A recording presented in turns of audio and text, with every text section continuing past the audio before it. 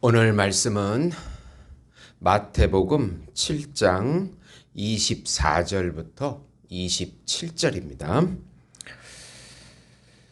그러므로 누구든지 나의 이 말을 듣고 행하는 자는 그 집을 반석 위에 지은 지혜로운 사람 같으리니 비가 내리고 창수가 나고 바람이 불어 그 집에 부딪히되 무너지지 아니하나니 이는 주추를 반석 위에 놓은 까닭이요 나의 이 말을 듣고 행하지 아니하는 자는 그 집을 모래 위에 지은 어리석은 사람 같으리니 비가 내리고 창수가 나고 바람이 불어 그 집에 부딪힘에 무너져 그 무너짐이 심하니라. 아멘. 네. 예수 위에 삶을 세우자는 내용으로 은혜를 나누고자 합니다. 사랑하는 성도 여러분, 뭐든지 시작이 있고 끝이 있습니다. 저도 이제 50대가 되면서 지난 날들을 돌아보고 또 앞으로 인생의 끝이 있구나라는 생각을 많이 하게 됩니다. 이제 인생의 중년이 되다 보니까 때로는 그냥 눈물 나기도 하고 무슨 눈물인지는 잘 모르겠는데 어쨌든 그 눈물이 나기 시작을 하고 또 그렇게 살아왔던 내 인생에 끝이 있구나라고 하는 어떤 그런 눈물이 아닐까라는 생각이 들기도 합니다. 우리가 인생을 마칠 때 아마 성경 말씀에 비추어서 보면은 두 가지 반응이 일어날 것입니다. 한 부류는 예수님을 사랑하고 예수님이 인생의 모든 것이고 또 우리의 전부라고 고백한 신자들에게는 예수님의 형상이 충만해서 예수님을 만날 때 기쁨과 감사가 넘치게 될 것입니다. 마치 신랑 오기를 기다렸던 10처녀 중에 5처녀는 기름을 잘 준비해서 그 신랑이 올 때 너무 기쁨으로 맞이하고 감사했을 것입니다. 또 다른 부류는 인생을 잘못 살았구나 하면서 돌이킬 수 없는 후회와 한숨으로 주저앉게 될 것입니다. 기름을 준비하지 않은 5처녀처럼 그때 막 어떻게 해보려고 해도 할 수 없는 그런 너무나 살아온 날들이 자기 일을 위해서 자기 영광과 자기의 그 욕심을 따라 살아온 것에 대해서 한순간에 주저앉게 될 것입니다. 오늘 말씀을 들으면서 우리 신앙이 반석이신 예수님의 위에 건축하고 있는가? 오늘 말씀은 그 종말을 대비하기 위해서 주신 하나님의 말씀입니다. 내가 세상의 쾌락과 이생의 자랑과 안목의 정욕과 그리고 육신의 정욕으로 그런 동기로 살아왔는지를 우리 중간에 반드시 점검해야 합니다. 내 믿음이 바른 믿음인가? 잘못된 믿음인가? 예수님의 말씀 위에 잘 건축되고 있는가? 성령의 인도함을 받아서 한 걸음 한 걸음 걸어왔는가? 사람들이 좋아하는 넓은 길보다는 예수님과 동행하는 좁은 길을 선택했는가? 그렇지 않았을 때 우리가 회개하고 바로 돌아서야 인생의 마지막에 주저앉는 일은 없게 될 것입니다. 예수님의 말씀을 듣고 순종할 때 반석 위에 지은 튼튼한 집이 된다는 내용입니다. 우선 예수님 말씀 위에 삶을 건축하는 지혜로운 자가 되라. 지혜로운 자는 하나님의 말씀을 진정 사랑하고 받아들입니다. 그 말씀을 내 삶에 적용해서 실천하고 순종합니다. 하나님의 영광을 추구합니다. 성령의 인도함을 받습니다. 성령이 소멸하는 것이 두려워합니다. 죄를 멀리하고 죄에 대해서는 치를 떨고 자신의 성결을 첫 번째로 추구합니다. 요한일서 3장 3절에 주를 향하여 이 소망을 가진 자마다 그의 깨끗하심과 같이 자기를 깨끗하게 하느니라. 또 하나님께서는 인생에 시련을 주십니다. 오늘 말씀은 세 가지 시련이 나오는데 비와 창수와 바람입니다. 비는 누구나 겪는 고난입니다. 갑자기 찾아온 질병, 경제적인 손실, 또 믿었던 사람들의 배신, 아픔, 관계 상실, 또 수많은 사고들이 있습니다. 창수는 더 큰 고난을 의미합니다. 사별이나 이혼이나 또 인생의 노년기, 그리고 코로나같이 전 세계적으로 휩쓸어버리는 그런 큰 고난들을 의미합니다. 집을 세워가는데 집 전체가 흔들리는 그 태풍과 같은 그런 고난들을 의미합니다. 또 바람도 옵니다. 마귀의 맹렬한 공격입니다. 세속주의와 물질주의와 쾌락주의와 또 요즘은 4차 혁명 시대라 미래에 대한 불안, 걱정, 또 국가, 교회, 가정, 학교 등에 불어오는 그런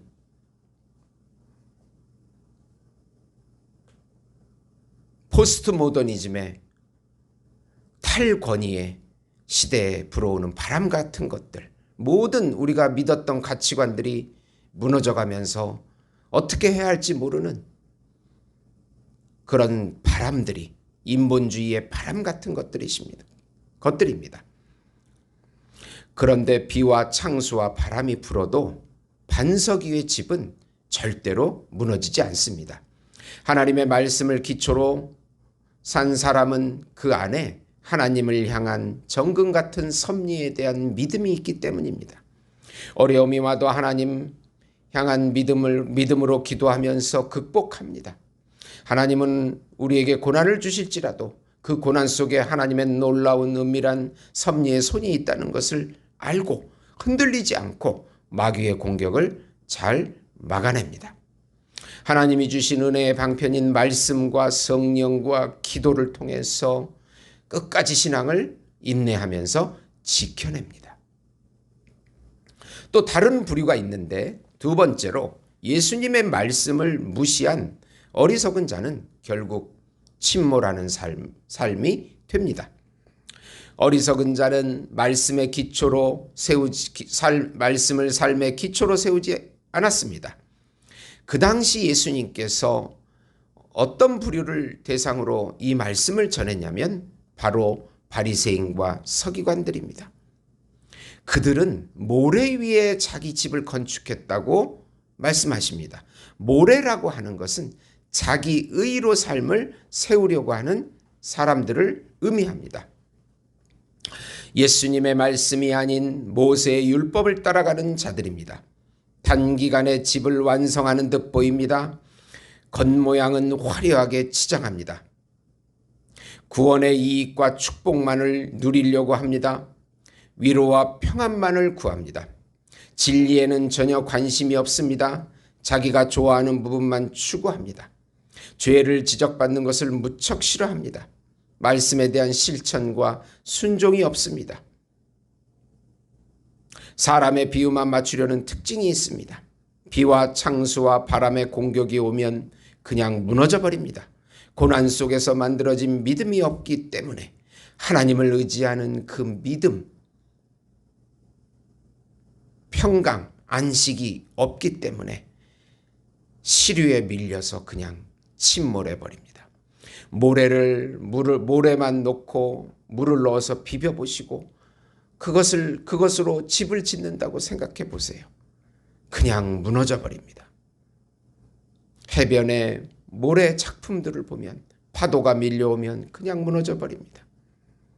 신비주의자들은 자기 체험을 삶의 기초로 삼고 체험만을 추구합니다. 무너져 버립니다. 자유주의자들은 성경을 가감해서 자기가 이성으로 받아들일 것들만 받아들이게 됩니다. 나중에 그냥 무너지게 됩니다. 자기의 의와 공로로 삶의 기초로 삼는 자는 이 알미니안주의자들, 이런 사람들도 그냥 바닷물이 밀려오면 그냥 무너져 버리게 될 것입니다. 자기 의로 삶을 세운다는 것은 자기 의가 약해졌을 때는 그냥 무너지게 되는 것입니다. 그저 하나님은 복만 주시는 하나님, 축복과 번영을 추구하는 기복주의도 비와 창수와 바람이 몰려오면 그냥 무너져 버립니다. 하나님은 왜 나를 축복하지 않으신가 하면서 교회를 떠나버립니다. 내 안에 의와 선이 없다고 고백하고 예수님의 의를 추구하고 긍휼을 구해야 은혜가 오는 것인데, 그 은혜가 없어지니까 사람들은 자기 의로 삶을 세워보려고 하지만 결국은 다 무너지게 되는 것입니다. 세 번째로, 우리 삶의 모든 동기를 예수님의 말씀 앞에 심판을 받게 됩니다. 우리 삶에 대한 하나님의 심판은 이렇습니다. 고린도전서 3장 13절에 각각 공력이 나타날 터인데 그날이 공력을 밝히리니 이는 불로 나타내고 그 불이 그 삶의 공력이 어떠한지 시험할 것임이니라. 금이나 은이나 보석인 예수님의 말씀으로 삶을 세우면 절대로 불에 타지 않습니다. 그러나 나무와 풀이나 집으로 삶을 건축한 사람은 그냥 불에 타버려서 아무것도 없습니다. 결국은 모든 것이 다 드러납니다. 히브리서 4장 13절, 지으신 것이 하나라도 그 앞에 나타나지 않음이 없고 오직 만물이 우리를 상관하시는 자의 눈앞에 벌거벗은 것 같이 드러나느니라. 하나님의 뜻에 순종한 것만 인정을 받고 성령의 인도함 받은 것만 인정을 받고 자기 기질대로 자기 의로 행한 것은 인정을 받지 못하게 됩니다. 이 두 가지를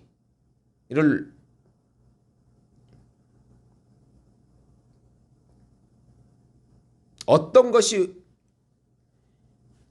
두 가지를 볼 수 있는 징표가 있는데 갈라디아에서 나오는 바로 성령의 9가지 열매입니다. 하나님을 기쁘시게 하는 동기로 했는가? 하나님을 경외하는 동기로 했는가? 사랑과 인내와 온유와 절제와 충성, 오래 참음, 이런 성령이 주시는 새로운 본성의 성품들이 있는가? 그것을 추구하고 살아왔는가? 갈라디아서 5장 22, 24절 보시면 오직 성령의 열매는 사랑과 희락과 화평과 오래 참음과 자비와 양성과 충성과 온유와 절제니 이 같은 것을 금지할 법이 없느니라. 그리스도 예수의 사람들은 육체와 함께 그 정욕과 탐심을 십자가에 못 박았느니라. 우리 옛자를 버리고 예수님의 새 자로 삶을 살았는가? 그것이 바로 평가가 될 것입니다. 온전히 예수님의 은혜와 의로 살아가는 자, 예수님을 의지하고 그 기초 위에 세운 자는 예수님 오실 때 기쁨으로 감사로 혼인잔치에 참여하게 될 것입니다. 사랑하는 성도 여러분, 반드시 점검하셔야 합니다. 여태까지 가지고 있던 내 믿음이, 살아왔던 내 신앙이 바른 길을 걸어왔는가, 그렇지 않는가를 반드시 성령의 9가지 열매를 기준으로 점검하셔서 예수님 오실 때 너무나 감사와 기쁨으로 충만하서 튼튼한 인생의 집을 세운 것을 보여드릴 때 하나님의 놀라운 은혜가 더더욱 넘치게 될 것입니다. 하나님 아버지 감사합니다. 성령의 9가지 열매가 우리 안에 굳건히 세워지게 하셔서 우리 인생의 집이 비와 창수와 바람 가운데도 무너지지 않게 하시고 굳건한 믿음으로 지어지게 해 주시옵소서. 어떤 어려움이 와도 우리 주님이 반드시 섭리하신다는 것을 굳게 믿게 해 주시옵소서. 믿음으로 이겨내게 해주시옵소서. 예수님의 이름으로 기도드리옵나이다. 아멘.